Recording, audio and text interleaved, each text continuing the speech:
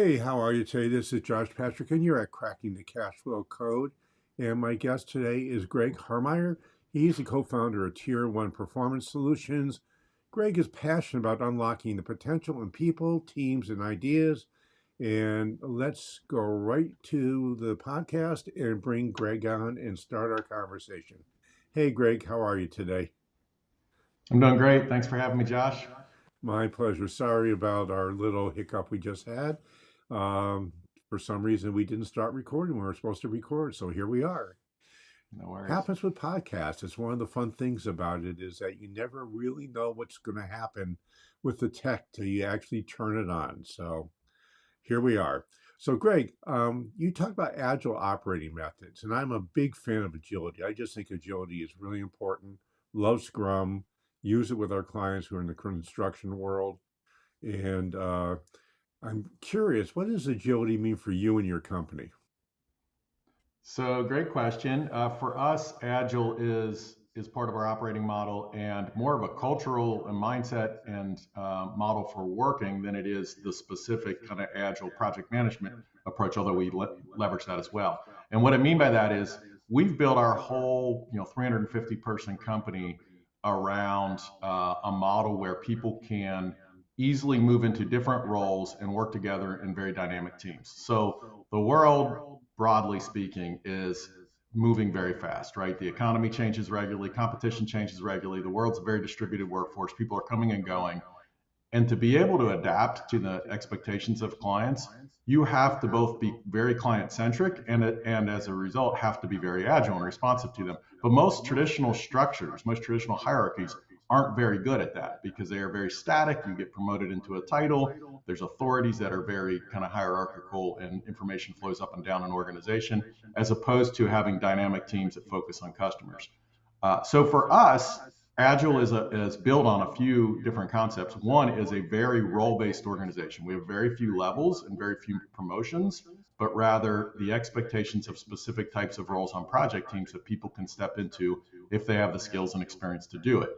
That allows us to be really dynamic and create client-centered project teams. We have other aspects of our operating model that support that as well. For instance, we have a principle-driven organization and we have very little policy and rules. And we use measurement quite a bit to help people stay clear on what we're trying to do. But the role structure of the organization is a core piece of the agile model for us. What kind of roles would people have? Yeah, so we're kind of a professional services consulting design agency hybrid. The core of our business is helping other companies improve the performance of their organizations through their people. So we do a lot of services work around leadership, onboarding, operating models, learning and development, and it's a lot of project-based work. And so for us, an individual might be an engagement manager on one team where they're leading the client. They might be a learning strategist on another team where they're working for an engagement manager, but they're designing all the learning expertise. They might be a solution architect on another team where they're helping sell and position work. The key is that we don't have promotions or titles that are static for an individual. We ask individuals based on their skills and experience to step into teams in certain roles. And it brings out the best talents and strengths each individual has. It engages them more fully, and it is a far more of a strengths-based orientation to the work than it is than sometimes is when you have a very static title position structure. How do people do advancement and make more money? So our compensation system's based on roles. Roles are kind of categorized. So the predominant role that you play at the highest value is really what drives your kind of compensation, and people progress through the compensation structure, uh, in proportion to, in comparison to others. So we use the whole system to say these types of roles that are the more client centered, the more client leadership, the more value creating you are, the higher the compensation structure ends up being. But people progress in comparable ways, so they kind of drive their own career growth in that regard. It really there it is very we put a lot of both responsibility and authority in the hands of individuals to own their careers. We give them a roadmap of possibilities. It's more of a lattice than it is a ladder. And you can step through different exploration of types of roles as you grow and develop and find what's interesting to you. So that sort of seems to be at odds with each other. You said there's really no, you know, growth path as far as job titles go, but at the same time, you said you don't have all that many roles. So when you're working with younger employees who seem to have little patience for paying their dues, how do you deal with that? Yeah, I would say we don't have a singular career path. We have a lot of career paths, and it's very tailored to the individual. It's not prescriptive, which I think is a big strength. It's harder because you have to really lean into it and want to explore. But our retention rate is extraordinarily high. We're in a professional services business. Our turnover is about 7%. It is a very engaging model that keeps because it allows an individual to tailor something to them, not to something that was prescribed to them. And we do actually have a lot of different roles and certainly have a lot of different dimensions of roles. So if I'm in the learning space and I'm a learning strategist, I might get deeper into creating training around systems training or around leadership programs, or maybe in a specific industry like life sciences and pharmaceuticals. Like there are all kinds of paths that people can go deeper into. And we create a system around them to support them with mentors and career growth structures to help them navigate their personal journey. So do you guys work remotely or do you all work in an office together?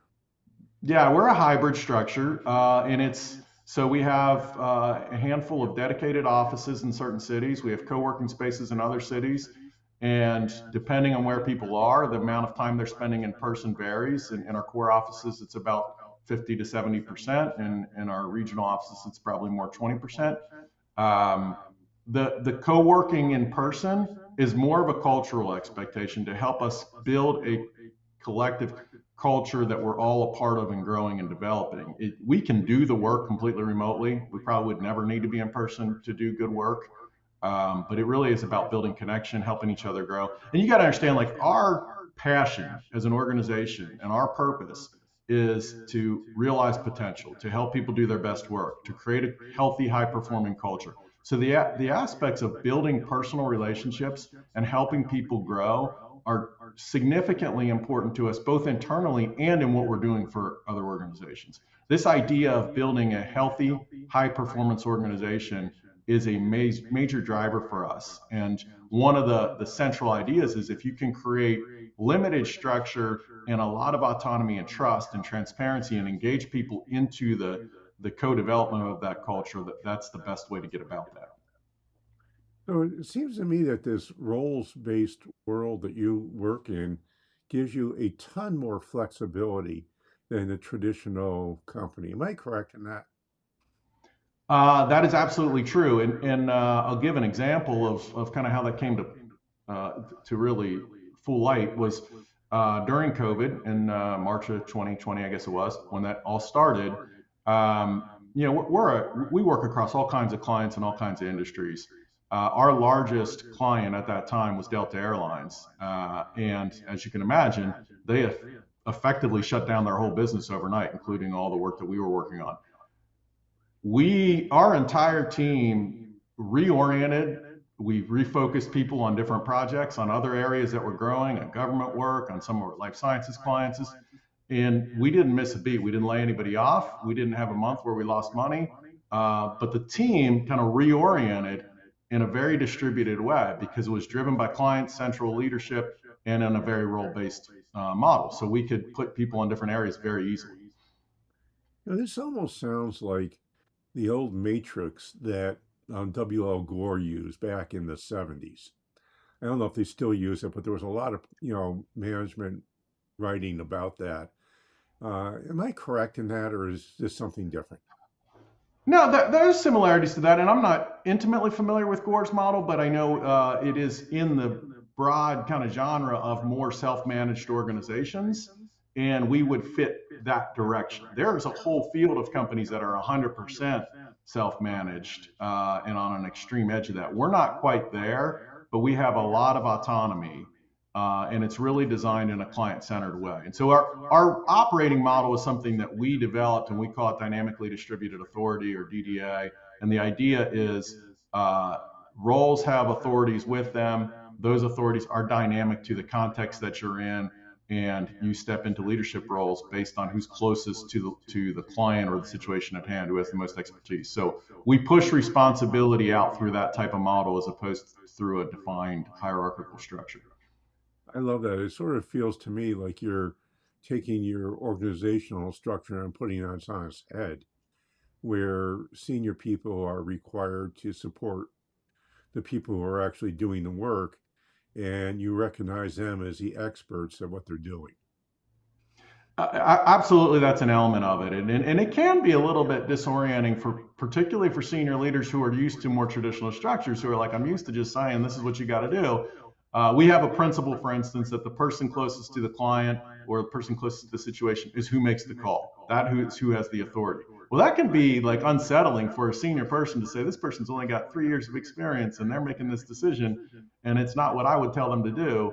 But if they're the right person in the context and they have the relationship with the client, and we've given them input, we have other principles that help how we give them input, then they should make that call. And they're going to grow faster as a result of it, even if they don't make the right decision. And sometimes often they're going to surprise us and do it. Their decision might be better. So we do have a structure that puts it on its head a little bit. And we believe that that helps the entire organization grow more holistically. So, yeah, maybe in a particular situation, we have better control or trust because an expert is creating is making a decision that's very hierarchical and driven. But on the whole, we think we grow faster and better that way. And our history shows that. We've been 20 years in business and have averaged growth of 20-25% a year every year. So, Yeah, I see that you've been on the Inc. 5000 about a zillion times. yeah, I think it's 15 times. And yeah, so. Well, that shows that you have consistent high growth, Right. which is a very, very difficult thing to do because you have to sort of change your structure every 4 or 5 years to handle a different company. Yeah, you're right about that, Josh, and I think you do. Like a member of our board often says, like that your reward for success is that you break all the systems that got you there, and there's truth to that. And I know that's probably a big part of what you help people work on and understand. Um, we have, I think, a pretty resilient philosophy and framework, but within it, yeah, you have to continue to reinvent how you're doing things because One of the it's things different. which I'm going to guess is that you guys are really a values-led organization, and your values dictate the decisions that you make. Am I correct in that? Absolutely, we're absolutely values driven, and we do put a lot of work into helping people understand what does that look like in practice. And we have statements that we talk about as values in action, and we have our principles that we try to give examples of how they come to life and how you make decisions with them. Because that's really where the rubber meets the road. I mean, like a lot of organizations have values articulated, but if people don't have a shared understanding of what they mean, they're not nearly as effective and useful. My belief is that values are the most effective tool you can get for having outstanding performance from your people. And you have to have the guts to hold people's feet to the fire. Well, for sure, there is a level of accountability that's required, and accountability is one of our values. You can't have a distributed environment with limited rules and policy and a lot of autonomy without having high accountability.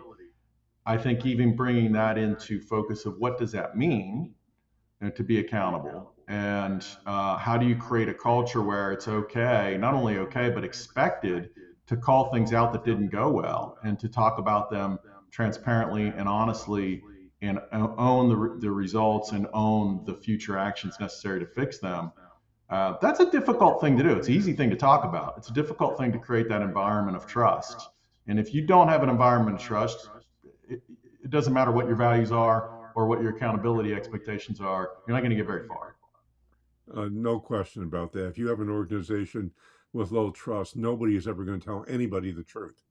And I can tell you that from personal experience because that's where my company started off. And we did transition, but boy, it was hard. I'll say Yeah. that along the way. That was back in my food service and vending days, which is like 150 years ago, but we won't go there. Well, trust is hard to create, right? I mean, it's easy to break, it's easy to damage, but very difficult to build. and it Yeah, and the requires only way you a build major trust is commitment. through showing trust. You can't talk about it and say we're going to be trusting. You just have to plain do it. 100% agree with that, and that's tough for, again, tough particularly for more senior established people, because they feel like they are their own reputation, brand, progression, whatever success depends upon other people, and so sometimes we want to be more controlling than simply trusting and giving people the clarity of what's expected. It takes a lot of work, and it's easily damaged. I think the key thing for building trust is how your organization handles mistakes. If you handle mistakes as learning opportunities, and when someone makes a mistake, instead of berating them, you just ask them a simple question: what did you learn? And in my experience, that goes a really long way towards building trust. Well, I totally agree with that, and I think that is that fundamental idea is something organizations really struggle with, and sometimes, often, fail to see that mistakes are the opportunity to build the trust that becomes the foundation of a great organization, as opposed to wanting to, you know, punish or you know, manage negatively whoever made the mistake. And I think that's a central piece. I think another central piece is transparency. Organizations aren't transparent enough, and they do, Oh boy, do and I too believe often that. it, That's yeah, absolutely and too true. often it's out of fear. Too often it's out of fear. Like if we don't know exactly where things are going, or we don't know the answer, or we address this topic without full information, then people are gonna, they're gonna leave, or they're gonna get upset, or they. And our experience is the more you keep people part of the story and and fully engaged in where you're at along the way, regardless of where you are, the more they will trust the organization and the leaders of the organization and feel a part of it, and they'll help navigate it. And people can handle all kinds of adverse communications, but when you don't communicate transparently, they start to write their own story, and that's way more dangerous than whatever the real story is. No question about that. Back when I had my food service company, we were in the process of selling it, and I announced the sale 9 months before it actually happened. And we went through the whole process. We explained why we were doing. We explained what was going to happen during the transition, who the buyer was going to be, what the whole process was. We didn't have one person leave our company because we were selling. They all stayed through. We put together, some programs for retention for key people, but everybody, because we were transparent, we shared everything. Nobody left the company. And my experience has been the more information I share, the more engaged our people are, the more trust we build in the organization. Is that your experience? 100%. I think it's fantastic, the story you just told, and I think that's a tough one for people. Like, usually, no one wants to talk about an acquisition or a change of leadership or anything like that. And we had our own experience similar to that. We're 100% employee owned. We're an ESOP, Cool. and yeah, it's a great model for us. We're really happy with it. Yeah. We have been for 7 years. But about 2 years ago, we as a board said, the market right now, particularly in private equity, is very hot, and we owe it to our employee owners to explore, is there a better strategy? Are we just, because we have our own view of what that could or would look like, and we just assumed it wasn't a good path for us, but we're like, we probably owe it to everybody to explore that as a fact. And so we brought in a boutique investment bank to go do an exploration for us, and we told the whole company we were doing it, and it made people uneasy. But to me, it was part of this transparency of like, we need everyone to know what we're doing and why we're doing it. And we didn't think we were going to go forward with the transaction, but we wanted to explore it. We got good indications of interest. We had good offers. We decided the ESOP was still the best structure.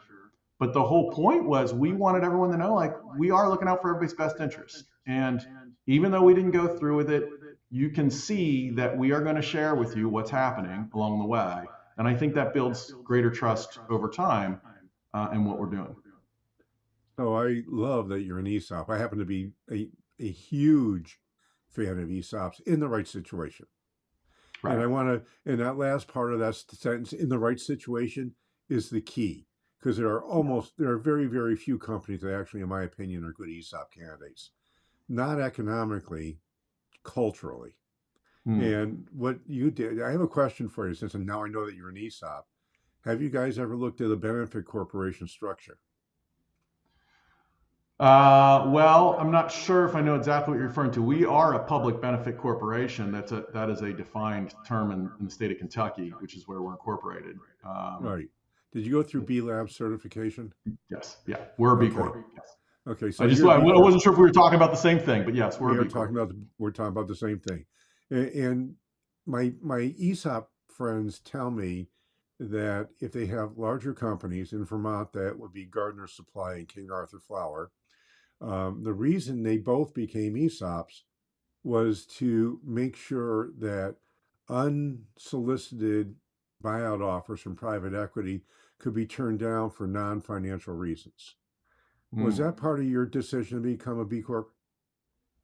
Uh, to become a B Corp? Yeah. No, honestly, the B Corp for us was more a reflection of things that we already believed. We believe Okay. for-profit capitalist businesses can have a powerful force on the world and humanity within it. And we've always believed that. And so the B Corp stands for a lot of those same types of things. And for us, it was kind of this is a reflection of who we are to people who don't know us.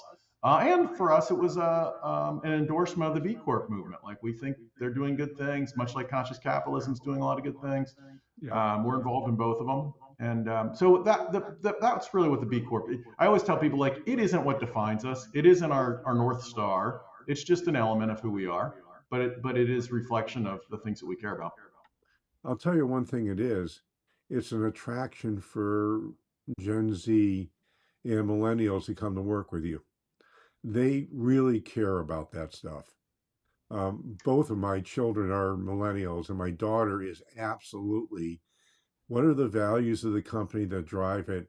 Right now, she's unhappy with her company because the values have changed, and she's likely going to leave. And she is an incredible employee. So it's just, it's one of these things where I tell people, I say, becoming a B Lab certified company is a lot of work. And Mhm. if you're going to do it, have a business reason behind it. I mean, you guys had a good cultural reason, I think. But it's one of those things that if you've not investigated B Labs, go to B Labs, just look for it on Google, see what it's about, see if it's right for you. If you have millennials or Gen Zs as either your primary customers or primary team members, that in itself is a good reason to consider becoming a B Lab certified company, at least in my opinion. Yeah, you're right on about that. It does mean a lot to that generation particularly. And again, for us, those recruits who didn't really know a whole lot about us as an organization, it helps.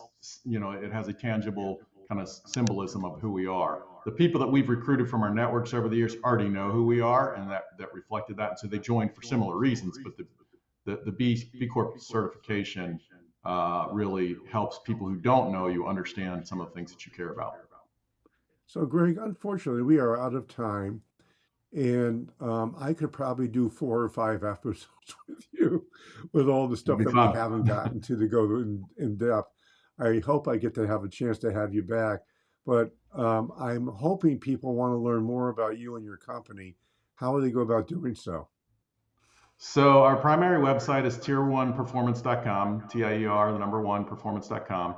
I'm on LinkedIn, just Greg Harmeyer. You can find me there. And then I just published a book this summer called Impact with Love, Building Business for a Better World, where we shared a lot of our philosophies and experiences, including the dynamically distributed authority operating model.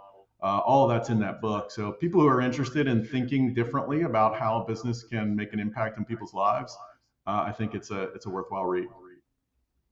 Well, Greg, this has been a real surprise and an unbelievable pleasure for me. So thank you so much for joining me But today. I've got a couple things I'd like you to do.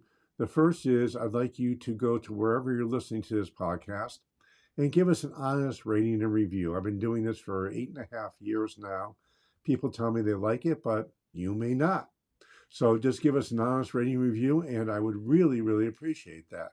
The second thing is, for most privately held businesses, you're not in the level Greg is at. You don't have 350 employees. You probably have 10 to 20 employees. That's 85% of the businesses in this country have less than 20 employees. So there's a good chance you might be worried about reaching financial freedom from your business. We have a program we developed to help you get past that. We call it the Financial Freedom Accelerator. It helps you create a personally and economically sustainable business. If you're interested in learning more about it, it's really easy. You go to www.sustainablebusiness.co/freedom. That's www.sustainablebusiness.co/freedom. Read about the Financial Freedom Accelerator. If you like what you see, you might want to have a 20-minute conversation with me to see if you qualify. If you do, just click on the Talk to Josh button and we'll set up a time to talk. So this is Josh Patrick. We're with Greg Harmeyer. You're at Cracking the Cash Flow Code. Thanks a lot for stopping by. I hope to see you back here really, really soon.